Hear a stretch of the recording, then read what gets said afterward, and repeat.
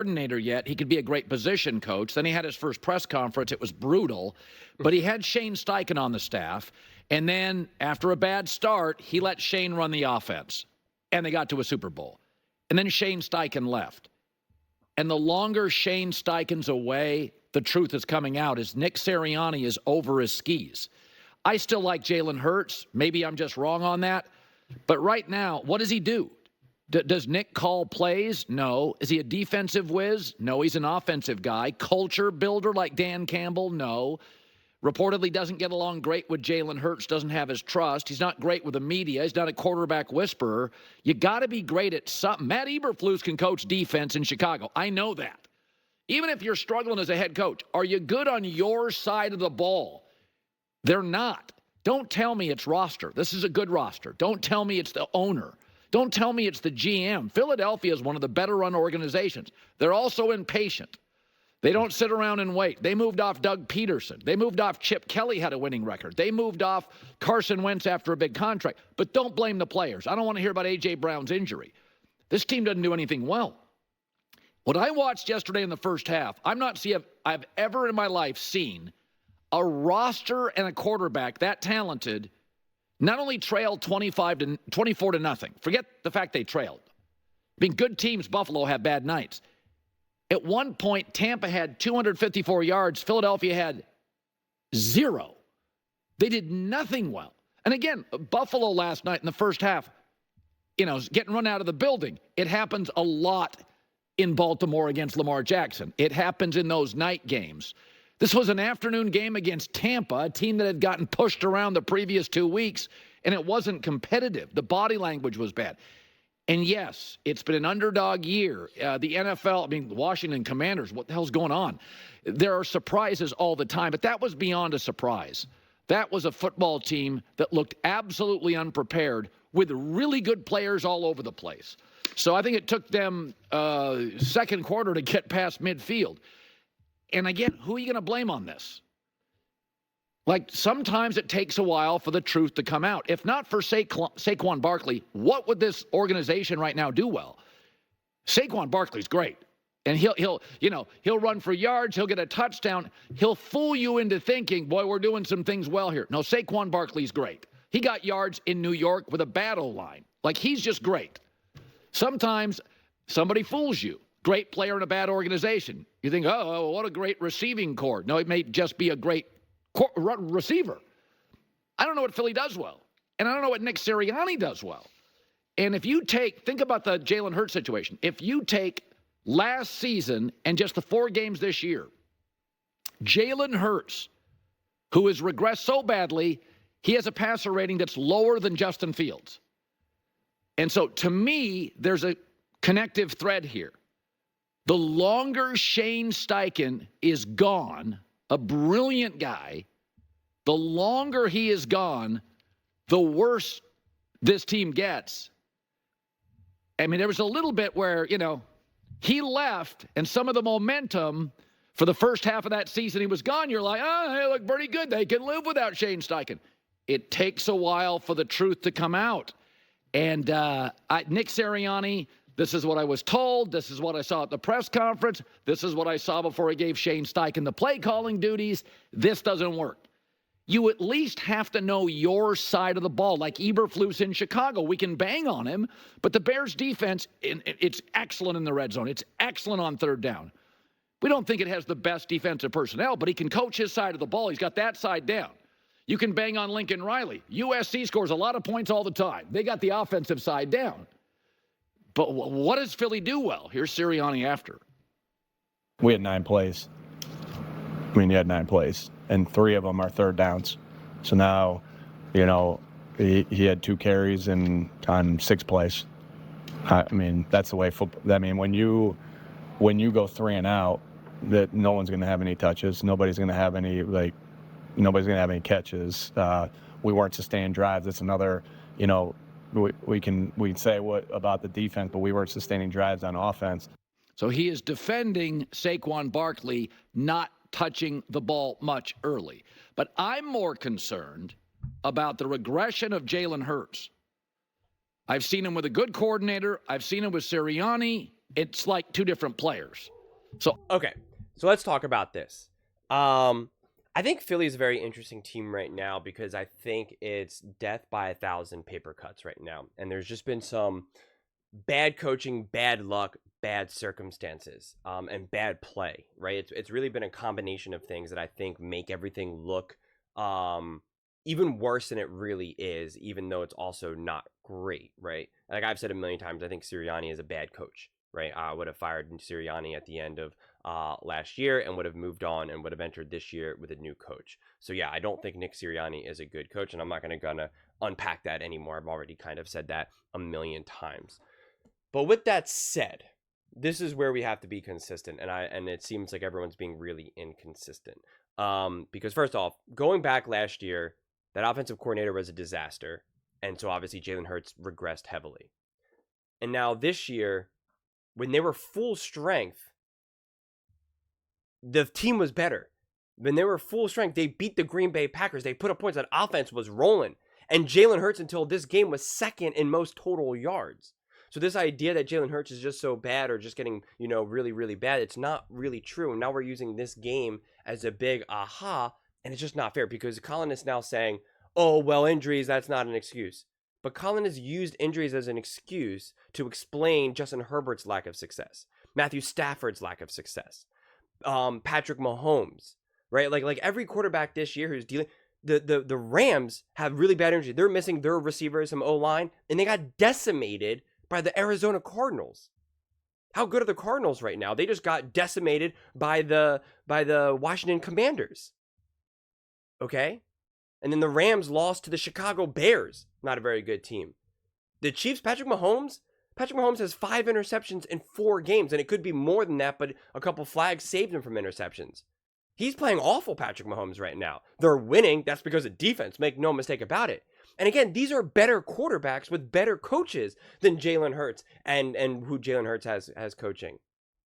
So why would we expect Jalen Hurts to be able to still be great or still thrive in this situation when he has an inferior coach and he's nowhere near, he's obviously not on the level of Patrick Mahomes. I don't think that's that very controversial. So why would you expect that quarterback to be able to do those things? Or even the Philadelphia Eagles as a whole to be able to do those things? If McVay and the Rams can't, if Andy Reid and Mahomes can't get that offense going, why should the Philadelphia Eagles offense be expected to get going? This game, they were down, obviously, Lane Johnson, A.J. Brown, and Devontae. And then Cam went down, the center, which then obviously messed up the offensive line even more. And they're now behind. And because they're behind so much, Todd Bowles and that defense is going to be able to unleash. They're going to be able to do all things. But he brought up Chris Collinsworth before. Chris Collinsworth talked about that with the Ravens versus the Bills game, that once you get a big lead, the defense just has a massive advantage because they can just really come after you. Not to mention, you're now having all these 3 and outs, which is now making the defense exhausted. It felt like it was 108 degrees. You had multiple defensive players now passing out, throwing up, going in and out of the blue tent, having cramps. They were struggling big time. That's all Tom Brady kept talking about. It was all, I forget who the play-by-play guy was. It's all, that's what the talk was. It was just brutal in terms of that heat. And so, yeah, if you're going to go 3 and out and you're going to put your defense, the defense wasn't going to be able to get to Baker anymore because 1, again, they were down, and 2, they were exhausted. They were just literally exhausted. So again, it was this perfect storm. Now, if the Eagles were suffering and struggling this badly when they had A.J. Brown and Devontae, then it would be like a major, sound the alarm, mayday, mayday, mayday, this is really bad. But this team is obviously better with A.J. Brown and Devontae. There's a reason why you paid them hundreds of millions of dollars. They're over 60% of the Eagles' offense that you just take away. If it's too much for Matthew Stafford to be able to consistently overcome, and Patrick Mahomes to consistently overcome, and Justin Herbert to consistently overcome, then it's going to be too much for Jalen Hurts with Nick Sirianni to overcome. It's just the way it is. Brock Purdy also couldn't overcome it. They've also had their moments where they were able to succeed and successful, and that was Jalen Hurts versus the Saints, and even to the Falcons to a degree. But yeah, it's just too much. Stafford with McVay, had 0 touchdowns, an interception, a fumble, and a 77.4 rating and a 53.8 QBR. Hurts against the Buccaneers had an 85.1 rating and a 56.9 QBR. That's with Sean McVay, super genius Sean McVay, and elite quarterback Matthew Stafford. Matthew Stafford's an elite quarterback, no question about it. And look what he did. So that's where you have to put this stuff in context. I don't have Herbert's numbers, but Herbert wasn't great either. And that's just the numbers. Again, those quarterbacks are better and they look better in those situations. So if we're just going based off of pure eye test, I would agree. Obviously, you're going to look better. You know, Matthew Stafford, those other quarterbacks. But again, you have to be consistent with what we're doing. And I've said this with all these quarterbacks. When the Rams started losing, I was like, well, what do you want Matthew Stafford to do? When Purdy, before he even played a game, with all those injuries, with all those injured players, Colin said, you better win, you better find a way. And I said, that's not fair. That's not fair. What do you want him to do? You want him to just to be able to be Superman and overcome all of this? Of course he's not going to be as good without Christian McCaffrey, Debo, and all of this. But again, now you have Purdy and super genius Shanahan, right? Shanahan's a wizard. So again, this continues with the argument that Nick Sirianni should go and that the Philadelphia Eagles need a true, legit, top-level offensive head coach. That I'm 100% agreement with. But I still think that the Eagles team as a whole, at least this season, deserves the benefit of the doubt, and Jalen Hurts deserves the benefit of the doubt. Because I just don't know what quarterback is going to reliably be able to overcome this. Patrick Mahomes is throwing interceptions, and he still has Rashee Rice, Travis Kelce, Andy Reid. Had Pacheco before Pacheco went down. Like, that offense put up 17 points. That offense could do nothing against Justin Herbert and an injured Justin Herbert and the Chargers. Right? So we can point all around the league to these teams. Josh Allen has been dominant. Did not put up any numbers against the Baltimore Ravens. Josh Allen's a better quarterback than Jalen Hurts, without a doubt. No doubt about that. So I guess we just have to look at this on a sliding scale of how we're grading all of this. So that's why I never agree with the piling on. That's always my issue. I always try to add nuance and explain why we're seeing what we're seeing. Whether it's right or wrong, just the way I view it. And I've been very consistent. I've defended Justin Herbert. I've defended Matthew Stafford. I've defended Brock Purdy. I'm defending Jalen Hurts. Been very, very consistent about that. And right now it seems like everyone's just trying to pile on Jalen Hurts and even the Eagles offense as a whole.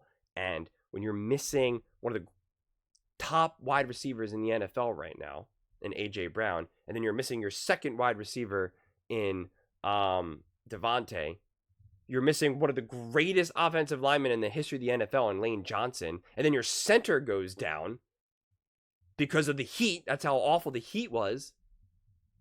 Now what? No one expected the Rams to be able to survive, and they haven't. What, they win one game? What are they, 1-3 now or something? Matthew Stafford has looked like an amateur quarterback in many stretches.